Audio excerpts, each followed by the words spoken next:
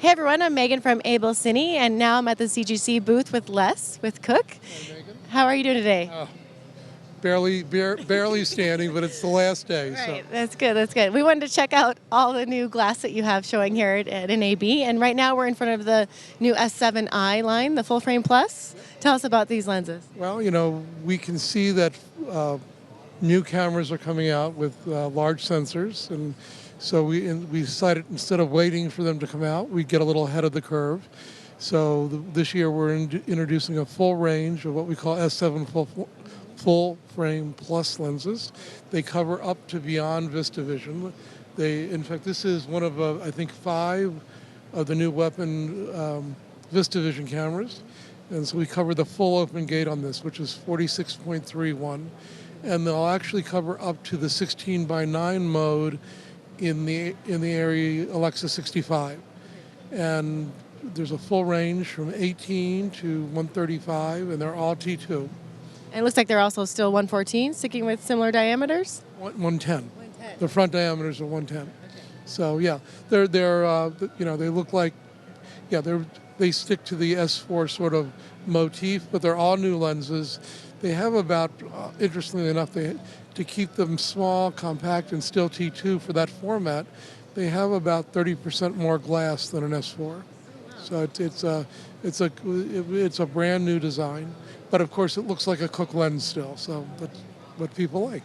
And of course they have the eye technology. Can you tell us a little bit more about that? Well, the eye technology is something we've been pioneering for too long, which is a metadata system for communicating with other equipment on the set.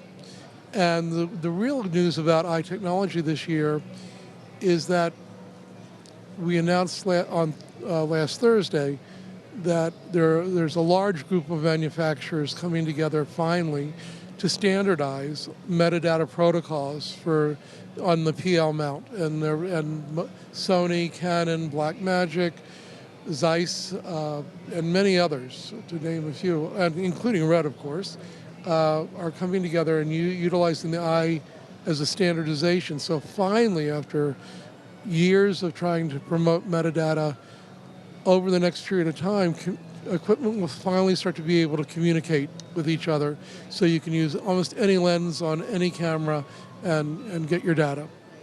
That's great. And when can we expect to see these lenses shipping? Probably within about 60 days.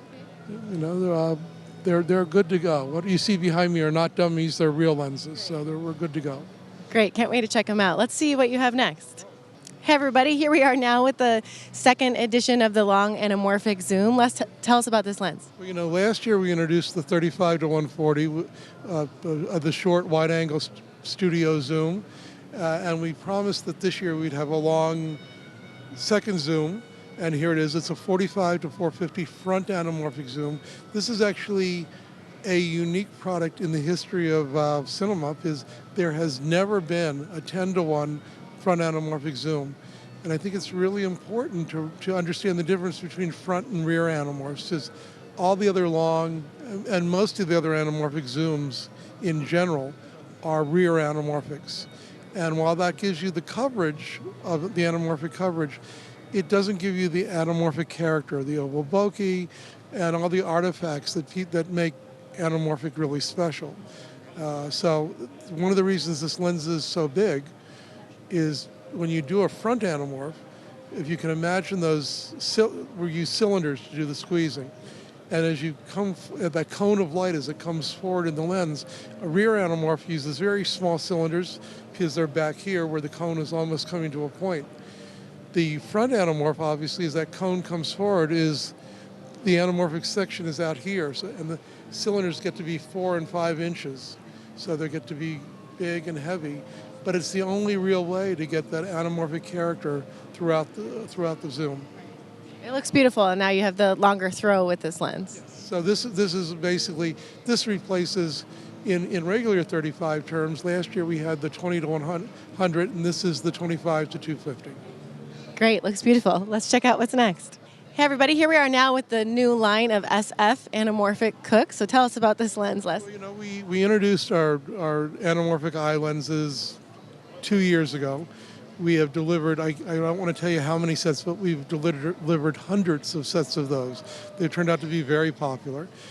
And we had a lot of people come back and say they were great lenses, but they would like a little bit more kick, a little bit more flare, And so we developed this set of lenses, which we call anamorphic eye SF, or special flare, which have a bit more flare, So you can now mix and match. To me, all flare all the time gets a little. I'm not a cinematographer, but all flare all the time might be a bit much. So I can really see that you have a mix of these lenses, where the regular ones working with the SF set. Well, you're really giving the cinematographers the tools, right, to choose from. Absolutely. We were accused by somebody at the booth by having too many new products, and I really wonder about that because, if our goal is exactly that, to give cinematographers the tools they need to do the job. And we want to give them as many new tools as they want. Our job is not to dictate to them. We have to listen to them and give them the tools they want. So hopefully we're doing that. So you can mix and match, which means they would be similar T-stops and focal length?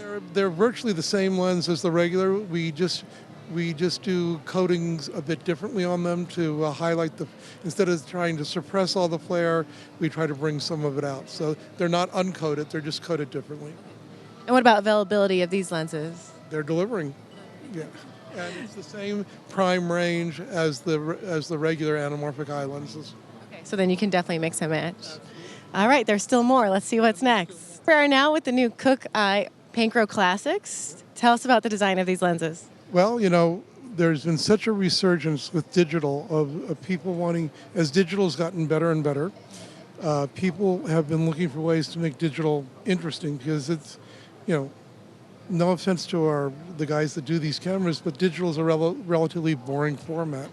So cinematographers are looking for a way to put life and character back into their storytelling. Anamorphic is a great way to do that, but also people have been using old speed Pancros, well, old glass in general, but speed Pancros in particular. And since they're Cooke lenses and we own the designs, we went back into our archives, we pulled out the designs, and we did a modern redesign of the old speed Pancros, and we kept true to the look and feel of those lenses. And so the reception to these has just been phenomenal because the old lenses, it's hard to find a match set, and if you need a part, you're out of luck. We haven't built those lenses. The youngest speed Pancro would be 50 years old.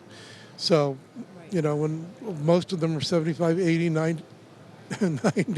90 years old. So they go back to the 20s. So we're quite excited. The reception we announced these, I think, at IBC last year, and now we'll start delivering these over the summer. And how many are in the set? The original set looks like 8 lenses. But one of the great things now that we've done this, what we did is we went back to the old designs, and there were many different designs pretty much for every focal length. We picked the best design, we upgraded that. We did do a couple changes. We made all of them cover at least Super 35 because the wide ones did not. We added eye, and then we added a modern Cooke interface. But if you take a look at the actual lens, you'll see that they're still small little optical units. So they're that people know and love. But now they're more usable. Right, more robust. And they also have the eye system. I got lost. They still look very, quite small. So for gimbal work or no, but I'm sorry. So the real key is that we kept true to the original speed Pancro look and feel, and we've done side-by-side tests with the originals. People can't tell them apart. We've had some DPs that almost exclusively use speed Pancros come up and take a look, and they want to shoot their next film with the new ones. It's got the same look and feel, but they're all, they don't have variations now. These lenses will look like the old speed Pancros looked when they were brand new. Right. So they're clean and nice, and of course, they're easier to use because they're real sizes now. Beautiful. Oh, I know what I was going to say now. So now that we know the recipe, in the original release, we kept true to the focal lengths. We did do the change of that Super 35. We also are trying to increase the speed on the 152 to get to under T3, because that's originally T3.2. But the other thing we're doing now is if the industry comes back to us and says, Les, we really like a 21. Well, there was never a 21 in the original, but we know the recipe, we know the look, we know how to get it, so we can augment these just like we do with the S4s. We started with 6 S4s, they're now 18 in the line because the industry said we want them. So, again, we're here to listen to the industry, not to dictate to them. Could expand, which is great. Yeah. Well, thank you, Les. Thank you so much for your time. Can't wait to check these out. Thank you. Thanks for watching.